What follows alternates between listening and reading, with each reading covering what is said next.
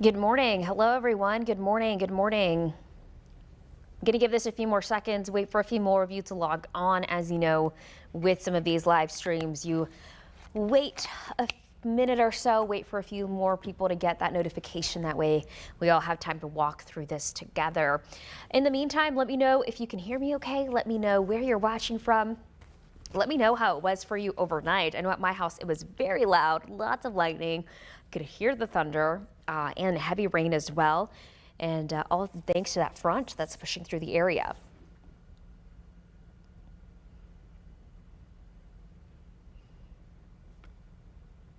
I'm going to go ahead and get set up here. All right, check, check, check. I think you can all hear me okay. Okay, everyone, we have made it through the worst of it, through the worst of the rain for this morning. Stacy watching out of Austin, thanks so much for joining, Stacy. We appreciate you.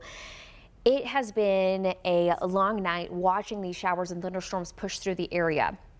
The good news is that most of the heavy rain has pushed out of the area, and that's now moving towards the south and east. Donna can hear just fine out of Granger. Yes, ma'am, says Stacy. Loud and clear from Taylor, Texas. Good morning. Sounded wonderful last night, says Selena. Yeah, out of Taylor, you know, our counties are a bit more to the north, areas a bit more to the north. It was that nice beneficial rainfall, but if you're in our southern counties, man, we got hit heavy with the rain. Selena said didn't need the sound machine for our newborn. That is so sweet. Congratulations, by the way. Susan, Dripping Springs, loud last night. Yes. Okay, great. Now that I have a few of you on here, let's go ahead and get started. A few keynotes. If you can see the red live button on the top left hand of your screen, that means this is live and in real time. I can see your comments coming in. I may not get to all of them. I'm looking down to try to see some of them, but they do go through pretty quickly. Your time now is 8:09. It is Thursday, October 14th. Good news, a lot of counties have been trimmed back from the flood watch that was previously set in place. It now includes Hays, Caldwell, Bastrop, Lee, and Fayette County. It's still until 7 this evening. So if you recall yesterday, more of these counties were underneath that flood watch. Let's go ahead and show you here. That heavy rain has pushed out. The red boxes that you see, those are active flood warnings, and I'll take you through those. But first, I wanted to show you just how it looks like across the area. The Hill Country, our friends in the Hill Country already seeing some clearing overhead, but dealing with some fog. Along I-35, still dealing with the cloud cover. And if you're east of I-35, we have the cloud cover, we have the rain still in play, but it's thinning out, especially if you are in Fayette County. A lot of that rain is slowly starting to exit. Michael said South Austin had crazy lightning. Oh, I believe it. The grass is nice and green, says Maricela. That's good to hear. A benefit from all of this rain, right? One of the headaches, by the way, is the traffic this morning. If you have to be on the roads, please take it easy. Avoid 290 between Cameron and 183. It's just not looking good. And in San Marcos, if you are close to Highway 80, a portion of that is closed near the Blanco River due to an investigation. The Blanco River, by the way, was one of those areas, one of those rivers that swelled with this rainfall, and it crested at about 24, 25 feet near Wimberley and, near San Marcos. In Wimberley, it was closer to about 12 feet. So it did approach minor flood stage in Wimberley, and in San Marcos, it's approaching moderate flood stage. It's hard to keep all these numbers in my head this morning.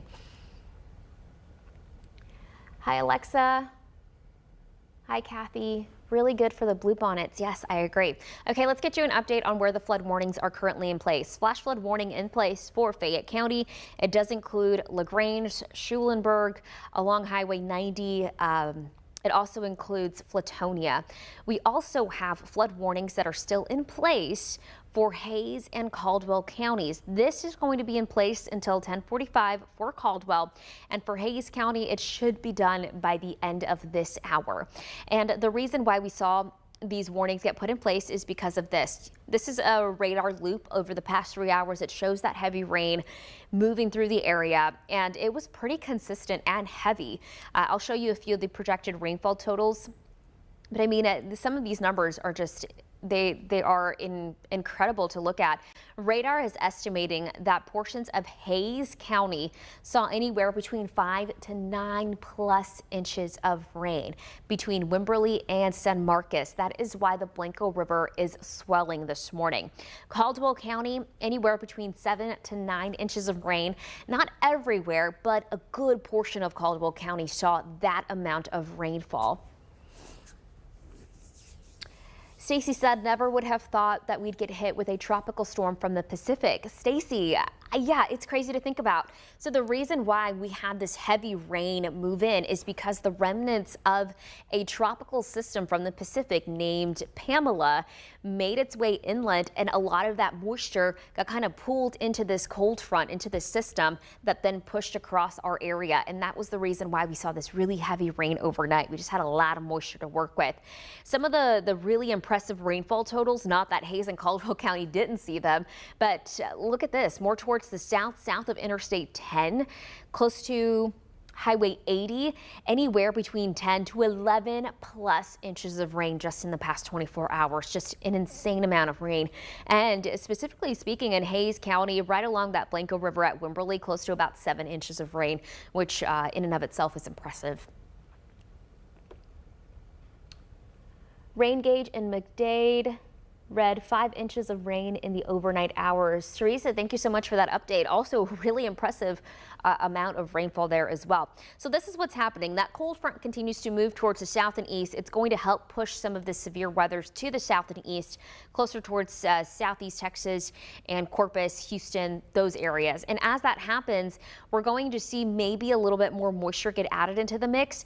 But then on Friday, another cold front comes in. We have a small potential for rain as that's going on. Let me show you on future radar what that looks like. This is around 11 a.m. on Thursday. We still see some of that rain, but possibly over Fayette County. I think most of us stay mostly dry the rest of the day. Now this rain will continue to push over into the Brazos Valley. We'll see some clearing for this afternoon. This is now showing you around 5:30. We can see some of the cloud cover clearing from the hill country and along I-35, and then we're seeing some of this clearing out across portions of Travis County mid-morning, mid-afternoon, but overnight tonight we'll continue to see some cloud cover. We'll still have some pretty high dew points. We'll still have some pretty good moisture in place for our next front. Front number 3 of the week comes in on Friday, and this is going to help bring in a dose of that fall air, our first significant dose of fall air. This is what it'll look like. Friday morning, I'm not completely ruling out the potential for an isolated shower. Most of us stay dry though.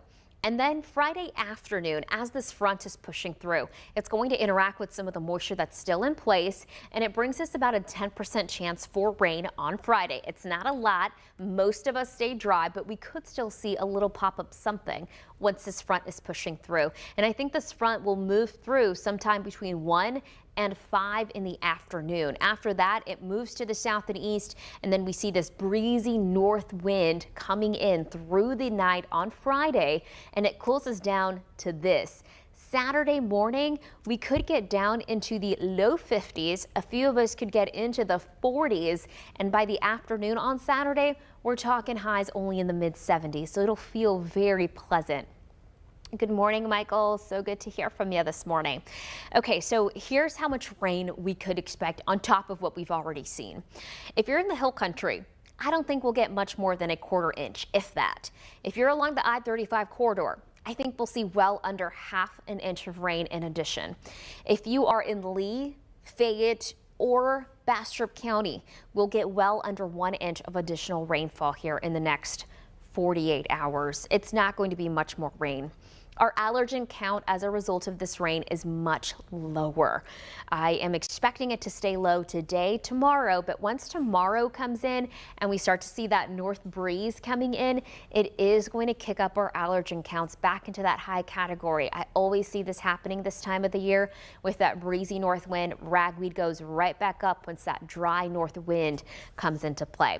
Here's your 7-day forecast. Today, we're seeing the rain move out. High temperature near 84 degrees. Tomorrow, really small chance for rain as our third front of the week comes through. I think the worst of the rain is done, and we'll see a lot of these creeks and these rivers start to decrease with their height.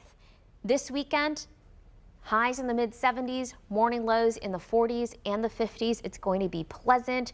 Our air is going to be drier, noticeably drier. We go from that tropical category of air mass down to the comfortable, pleasant category with that air mass. Pearl said, yes, perfect weather. Yes, this weekend, it's going to be probably one of my favorite weekends that we've had so far this fall. And then early next week, low 80s, but mornings still looking to stay in the 50s. Okay, Selena said perfect weekend for pumpkin patch. Yes, drop your favorite pumpkin patches in the comments, or you can head over to my Facebook page.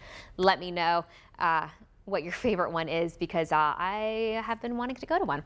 Okay, we talked about rain totals. We talked about active watches, active warnings. We talked about how radar is going to shape up the rest of the day. We also touched base on how much additional rainfall we're expecting. If you have any other questions, please head over to my Facebook page, ask away. You can always also tune in to KVUE.com. You can also tune in to all of our social media pages, and something that is very cool about our system is that you can actually text the word storm. One second, I'm getting that number for you. Generally, the producers have it right up and ready for me, but I'm doing this on my own. 1 second.